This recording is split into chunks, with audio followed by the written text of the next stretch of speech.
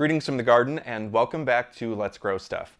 My name is Ben and today we're talking about spring garden cleanup. So let's jump in and get started.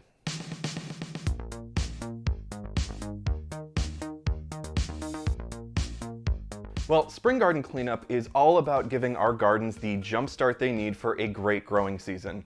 And today we'll be focusing on natural ways to do this. A great garden begins with healthy soil.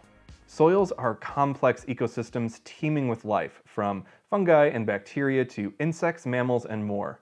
With this in mind, we recommend focusing on building a healthy soil ecosystem, and this can begin in spring. Use a digging fork to aerate your soil. Push your digging fork straight down and wiggle it back and forth a couple times. Repeat this every 6 inches or so. This helps air, water, and organic nutrients penetrate deep into our soil. After aerating, add a layer of mature compost between 1 to 2 inches on top of the soil. Mature compost is mostly weed-free and fully decomposed with no visible trace of the original raw ingredients. Try to avoid walking directly in your garden beds, especially in early spring, because the ground is thawing and typically wet. Use a piece of plywood or lumber to help you access your beds when needed.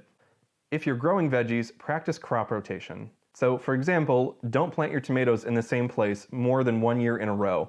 Crop rotation helps reduce the occurrence of harmful pests and diseases which can linger in soil from 1 year to the next. Healthier soils also mean our plants will be better equipped to fight back pests and diseases on their own. If you're gardening with ornamental plants, consider that there is no natural mechanism which cleans out a forest or a meadow or a prairie every year. With this in mind, we want to try and reuse as much plant material on site as we possibly can. An easy way to keep this organic material on site is a new spring gardening practice that's becoming more popular, and it involves mowing our perennial gardens each spring.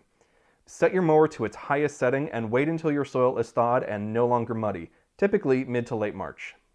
Make sure the mower is set on the mulching setting.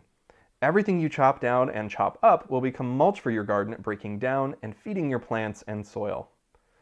The mowing method doesn't work great for big ornamental grasses like miscanthus or pennisetum. You'll still need to break out the hand tools for these.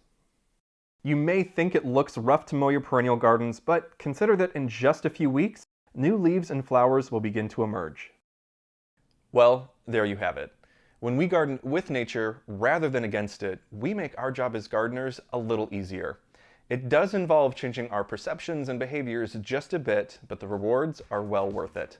Well, don't forget there is more to learn at pbswisconsin.org/letsgrowstuff, and there we have more videos, tips, tricks, and a blog to help you grow a better garden.